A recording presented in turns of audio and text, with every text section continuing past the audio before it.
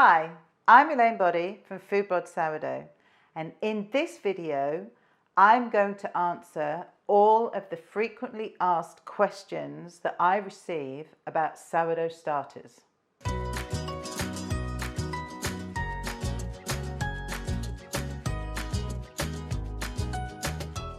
Enjoy your starter, babies. So I'm here today to hopefully answer the most commonly frequently asked questions that I receive about sourdough starters. So I've made a note of the questions that I receive the most. I've got some things to show you, and hopefully throughout this video you'll be able to find whatever answer to whatever question you may have. When it comes to starters, there's often a lot of, especially when you first make one, there's often a lot of fear and confusion about whether you can kill a starter, whether it's working, what's going to work for you. And really, the first thing I'm going to tell you is it's a lot simpler than you think. It's very, very, very hard to kill a starter. Most starters that have problems are not dead.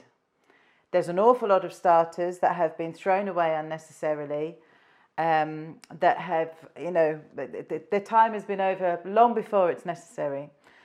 So hopefully what I'll do here is give you enough reassurance and information to realise that your starter is doing okay. So what I'm going to do is show you some healthy starters, some starters with some issues, and go through and answer the questions that I am typically asked. So one of the big questions, and the question I'm asked most regularly is, should I start again? Should I just chuck it and start again? And the answer is no. Never throw away your starter unless a starter has mold. And typically on a sourdough starter, the mold will be pink or orange. Unless it has mold, there's no reason to throw it away. So try and resist the temptation to think that's the answer. I never quite understand, if someone's put all this time and effort into a starter, why you would so quickly want to throw it away. So the answer is no, don't throw it away. So the next big question is often, why doesn't it grow? Or, what's wrong with it? So there's certain questions that I would go through to try and understand what's going on with someone's starter. So this is my lovely, healthy, happy starter. This is my star. And I fed her this morning so that I can show you what she looks like, so that you can see not only the bubbles on the surface, but also the texture up and around the side of the jar. So this is a very happy, healthy, grown starter. And that's what it needs to be. So if yours hasn't grown for any reason, there's usually a specific reason why. So typically, if you've fed your starter and it hasn't responded and it hasn't grown, it could just be that it's cold and it needs more time. So a lot of what I'm going to talk about today is going to refer back to the room temperature every time. So if your starter was working quite happily in the summer, in the warmer temperatures, suddenly it's not working as well. It's because they're so susceptible to room temperature. So if it's become colder in your kitchen, it's going to take longer. So just give it a bit more time to do its thing.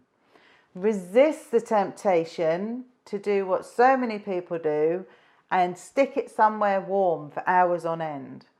This is how you kill a starter. Or you don't kill it, but you affect your starter. Yes, heat will help to a certain extent, and what we've got in a starter is wild yeast. It's the wild yeast in the flour that makes it grow, and yeast responds to heat, but it will only respond for so long. So if you stick your poor little starter in the oven with the light on all night, it's going to get far too hungry, it's going to get thin and weak. If you stick it in your airing cupboard, it's going to do the same thing.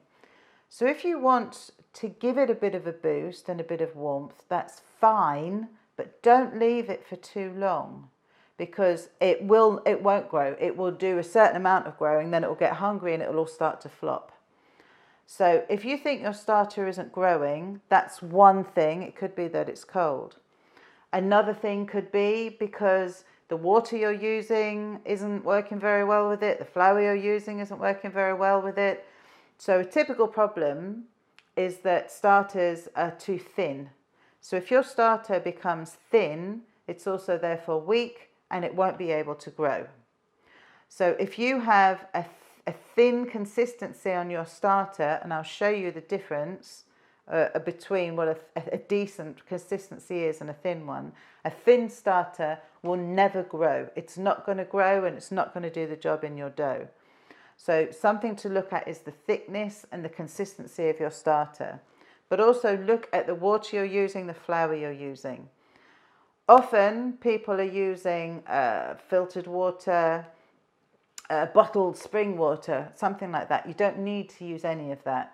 Your tap water is absolutely fine. If you live somewhere that's got heavily chlorinated water, you can always put some water in a jug, leave it out for 24 hours and the chlorine will evaporate off. But often tap water is your best option. So let me show you so that you can see what a good thickness of a starter is. So this is my happily grown fed starter. And what you can see here as I stir it is the thickness of that. You see the elasticity, how thick it is. This is a happy starter. And this is a really good thickness. So when I fed it, it was thicker than that. So as it's grown and aerated, it's loosened up a bit. But this is a good thickness for your starter. Okay, so that is something that you want to work towards, that kind of thickness. So if you feel your starter is thinner than that, the best thing to do is to remove half, feed it your 30 grams of flour, and then only enough water to keep it nicely thick. Now I can never tell anybody how much water because it depends on your starter. So it depends what's going on in your kitchen. So give it the flour first and give it a stir and then just enough water to loosen it up. Then do your usual thing, put your lid on, leave it somewhere so that it can grow and then see what happens. And in this instance, we want the lid on without any clips or anything like that so that any gases can easily come out of the jar. But you want thick. You want a thick starter. So to show you a comparison, let me just get this other starter so we can answer some other questions and then you can start to see as well some consistency. So another question I'm asked is, why has my starter got liquid on the top? So this, hopefully you can see some of this. This is a hungry starter. So this starter is not dead. Don't throw it away. It's not dead, it's not ruined. This is a starter that has been left too long in the fridge, on the side, in heat, and as a result it ferments and ferments and ferments and it produces this layer of liquid that's basically coming out of the starter. So often called hooch, and it will smell strongly as well.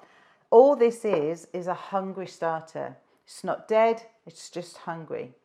So you have choices now with this. You can either pour it off, stir it and feed it, or you can stir it in. So I'm jumping about a bit here, but whilst I've got it in front of me, it helps me answer other questions. So if your starter has ended up like this, you've got all this hooch on it, and it's also a perfect time to make your starter stronger. So if you ever ask the question of how do I make my bread more sour, how do I make my starter more sour, if it gets hungry like this and you then stir in the liquid it's created, you'll get a stronger, more sour loaf and a more sour starter. So some people I would recommend to actually actually force your starter to get hungry, because when you then stir this in, you actually stir in an awful lot of flavour. So what I'm going to do with this one is stir it in just to show you. So this is your hooch. This is the liquid that this has formed on here. And it's all just come out of your starter. So the starter underneath will be quite thick because the liquid has come out of it. So what I'm going to do is stir that. It's going to take a bit just to stir it in. And then we can show you what happens. So when you stir it in, even though the liquid came from it in the first place, what you often then end up with is quite a thin starter, as you can see. So this now helps me to show you what the consistency of a thin starter is. So if your starter looks like this on the top, and I can't really tip it to show you much, but if it's got a flat surface like this and teeny tiny bubbles on the surface, this is a hungry starter. This is a thin starter. Okay, so a flat surface, no activity, teeny tiny bubbles, much too thin. It's not going to grow, and it's not going to grow your dough. So this shows you the consistency of a thin starter. That far too runny. That's not going to achieve anything for you. So the comparison, here is your lovely thick starter. Here is your much too thin starter. So if your starter is like this goes back to it's not going to grow. You're not going to achieve anything with it. Remove half, feed it your flour portion, and then feed it just enough water so that it's nicely thick for it to be able to grow again. And that will be your solution. So this is just to show you what the consistency is like. Smells great. I mean, it smells great because it's been so hungry. But that will show you. So at any point that your starter has got like this, whether you're making a new starter, whether it's your existing starter, just, give it the flour and less water and you'll be absolutely fine. So this goes to the question as well of people wanting to leave their starters if you're going to go away or you're not going to be around. Often I'll get the question of, I'm going away for 2 weeks, what do I do with my starter? Nothing. You just put it in the fridge. If you want to, you can put the clips on the jar, but all you need to do is just leave it in the fridge. Nothing special you need to do with it. Neighbours don't need to come in and feed it. But if you do get home and you've got that hooch on it, you've got your choice, you can stir it in, you can pour it away, and then feed it, and it should be absolutely fine. I've known starters come back to life after months and months and months. So it's going to be absolutely fine. So what we've covered, let me just check in my questions. What's the liquid on the top? That's because it was hungry. Why isn't it growing? Usually because it's either too cold or because it's too thin. If you still aren't getting any joy with it, an easy thing to do is just try a different flour. Sometimes it just needs a different flour to give it a boost. Now, I'm a big believer in not adulterating your precious starter too much, but sometimes a different flour will help it. Sometimes it's worth using a different flour just to see what it's going to do. If that is the case, split your starter in half, split it between 2 different jars, feed one with your existing flour just to be safe and carry on, and then feed one with a different flour and see what happens. And then you might see that actually it just needs a different flour. It could also be that you try that with the water. Split it in half, keep your flour the same, try different water. That's the way that you will find what the answer is for your starter. And always keep notes. So another question that comes up a lot is, why aren't there any bubbles on the surface of my starter? This is a common misconception that a starter has to have a bubbly surface. because it doesn't. Different flours will produce a different look. So this is a starter that's been made with wholemeal, whole wheat flour, whatever you want to call it. This is a whole wheat flour starter. And what you will see is it has a very flat surface. There are no bubbles on the surface, and there don't need to be. Look at all the texture and the growth that you've got on that starter. That's all that matters. All a starter needs to do is grow. Doesn't need to be bubbly. It needs to grow, and it needs to do the job of making your dough grow. That's all that matters in this situation. So try not to focus on the look. Starters aren't about looks, it's about whether it works. So if it's got no bubbles on the surface, but it's growing like this beautifully, absolutely perfect. Your starter is great. So try not to worry about that. The only time we're worrying about the surface is if you've got this thin starter with nothing going on at all. But then that shows that there's no texture going on throughout the whole thing. If you look at the sides of these, this thin inactive starter just looks like milk. Whereas this lovely textured happy starter, this is the one that you'd want to use. So very much don't focus on looking for bubbles on the surface. It's not the answer to anything. And it doesn't matter what flour you use. A white flour starter will often have more bubbles on the surface than a whole grain one, but still you want it to grow. That's the whole point. We want to see that there's some actual reaction to when it's been fed, that it's actually growing. So let me keep on going and see what else. So when it comes to making a new starter, I'll often get messages from people saying, my starter was great, and on day 3 it had a lot of growth, day 4 it was great, and then suddenly it's not doing anything. So there's a few answers to that. The first one being, keep going. Always keep going. Starters will go through a quiet phase, and you'll see this on our full-length starter video. You'll see all the stages of making a starter. They often go through a quiet phase and then they come back again. But also sometimes at that point is when they've gotten too thin, or they've got hungry, they've been put in hot places when they don't need to, or they've done so much work that they've become hungry. So in that situation, again, that's when you want to remove half, feed it the flour only, just enough water to keep it thick, and let it carry on. But the answer to that is always keep on going. You've got to give a starter a chance. Whenever I get messages from people saying, oh, I failed, I'm sorry, fail doesn't exist in my vocabulary. Usually it's also the fact that there's nothing wrong with someone's starter, but it's all learning. We're all learning and gaining. So to me, there is no such thing as a fail anyway. So always keep on going. Go back to what I said earlier. You can look at trying different water. You can look at trying different flour. But give your starter at least 7 days to see what it's going to do. So that comes on to another question. When will my starter be ready? Can I use it on day 7? Who knows is the answer, because every starter is different. So you can't begin making a sourdough starter and decide you're definitely baking on day 7, because you need growth. So there's no hard and fast answer to that. You'll be able to use your starter once it's responded.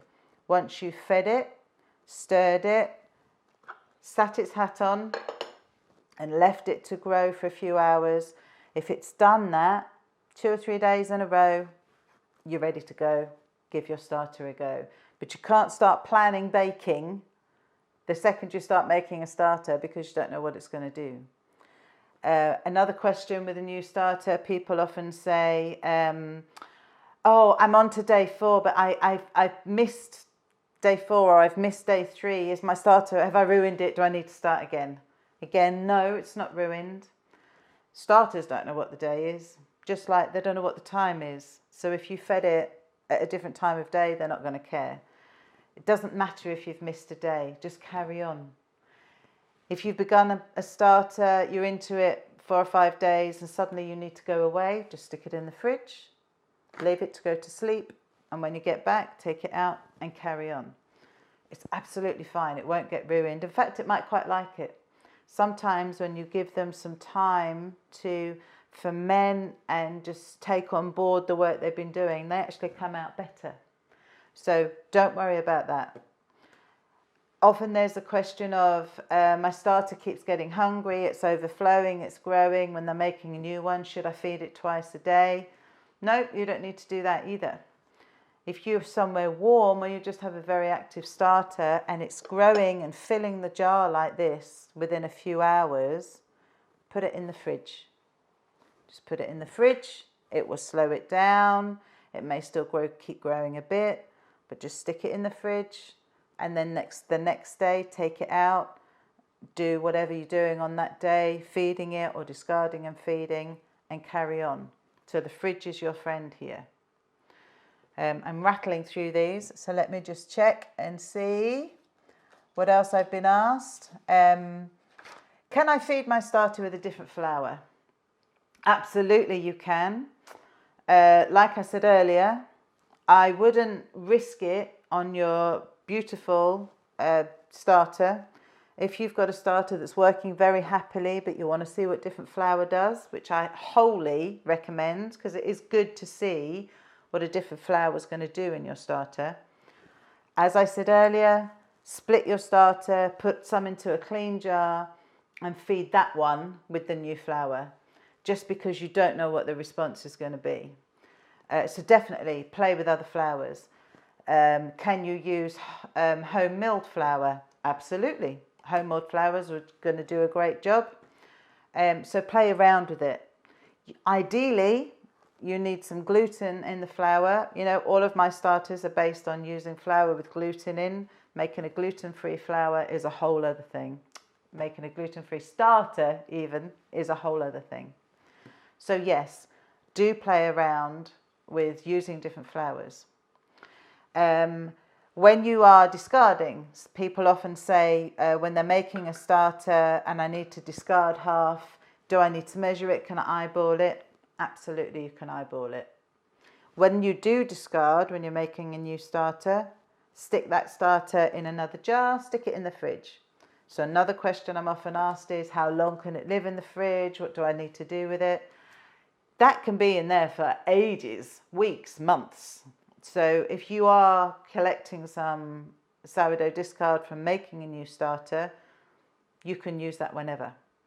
The question of, do you need to discard on a regular basis? No, you don't. If you watch my sourdough, my starter video, if you look at the way I do things, you only need to discard a couple of times when you're making a new starter. You don't need to discard anymore after that. So if you want to see how I use a starter or the process of maintaining it and using it, please refer back to that video or look at our video of actually then making dough. Sometimes people will say that they've got a starter with a dry surface. So if your starter has got a really dry surface on it, I don't have one of them to show you, it will also stop it from growing. So another question when people are asking me why my starter doesn't grow, I will ask them if it's got a dry surface. So if you live somewhere that is quite dry, or if you've been putting it somewhere that's too hot and you've kind of cooked the surface a bit, or it's just dried out, it's not going to grow because it's too heavy for it to grow and push that surface above. So in that situation, scrape off all that dry surface, feed it, put its lid back on, and let it do its thing, but don't keep doing what you've been doing. So if you've been putting it somewhere too hot, again, don't do that. If you do live somewhere that's quite dry, what you might find is that you need to keep your jar more firmly sealed to protect it, just from the dry atmosphere. So keep an eye on it with that one. But if you do live somewhere with a dry environment, that would be the reason why. Another question, do you need to use warm water in your starter? No, you don't. Just use it from the tap as it comes. Another question is about the float test. If you've never heard of the float test, don't worry about it. But there is a theory that if you put a spoonful of starter in water and it floats, therefore it's ready to use. Personally, I don't recommend it. It's not reliable, it's not necessary, and there is many starters like this one, like a whole grain starter, that will sink because it's weighty. That doesn't mean it's not ready to use. The best way to tell if your starter is ready to use is if it has grown. When I fed it, this was down here, it's now up here. That is a starter that's ready to use. So get to know your starter, understand what your starter does. But don't worry about things like the float test. Pointless. Likewise, don't be worrying about gadgets and things to heat it with. You don't need them. You can manage this in your own kitchen. There will be somewhere in your kitchen that's slightly warmer if you need it. So here this morning, as you might see behind me, there's Christmas decorations. You know, it's chilly. It's been chilly in my kitchen, but I have a cupboard that has some warm pipes that run behind it when the water's on and heating's been on. So sometimes if I want it to be a little bit warmer, I might just sit it in there for an hour or two to help my starter grow. But that's as far as I will go. So if you're going to use things that heat your starter, just be very, very careful. Be careful that you're not going to end up with this. If you're going to use heat with it, then make sure that you only do it for a short amount of time. I'm just checking to see the other things that I'm asked. And a lot of these things all relate to the same thing. The questions I'm asked about starter usually are going to be about the water you're using, the flour you're using. If you use something like plain flour or a white spelt flour or something like that that's not got much body to it, they really don't grow very well.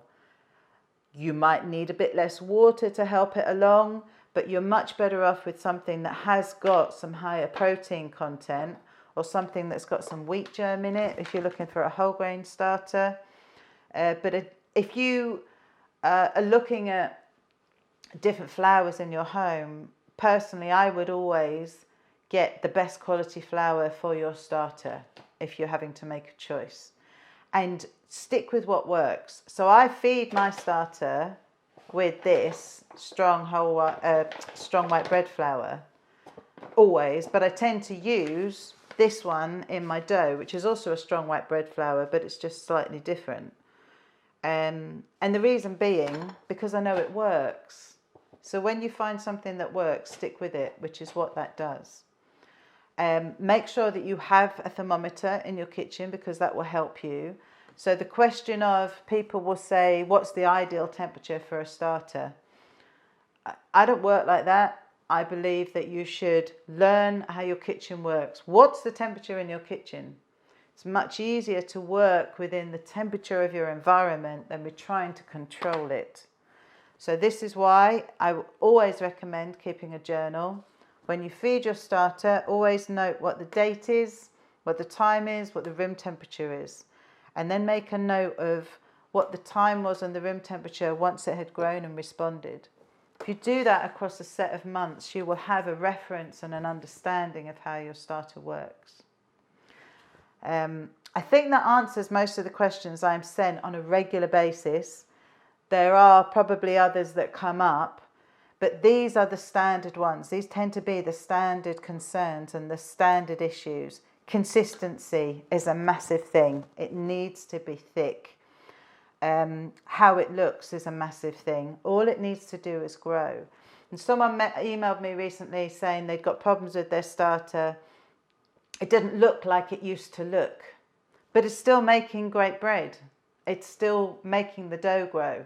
So my answer to that is, if it's doing the job it needs to do, there's no problem. So try not to focus on the look thing. Focus on making sure it works. So I really hope that this answers most of the questions that I'm asked about starters. The big one being, like I said at the beginning, is people assuming the starter's dead and they have to throw it away. please don't throw your starters away, because it's really usually not a problem. We are in my home kitchen, and I can see someone's about to knock on my door, because that's what happens when you were filming and working in a home kitchen. So luckily I don't have a big loud door knocker anymore. So apologies for that. Let me just check. There you go. There's the knock at the door. Luckily these days they leave things on the doorstep. It's fine, James. You don't need to go. So, big thing is heat. Another thing, just to cover it, is humidity. If you live somewhere that's very humid, that can affect your starter because it's putting more moisture into it. So again, you might be needing to use a bit less water with that one. If you're using soft or filtered water, that might affect it. The person at the door definitely wants a response, so excuse us for a second. This is real life. Normally they just leave it on the doorstep, but on this occasion they're not. Humidity will make a difference to your starter because it's adding moisture from the air. If you use soft or filtered water, that can make a difference to your starter. You might need to use a bit less of the water.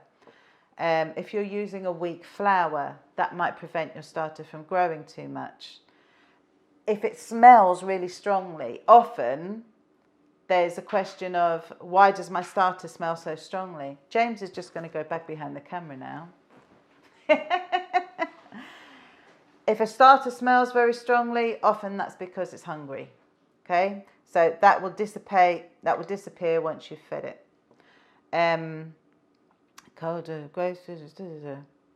Yeah, so I think we've covered just about everything on this.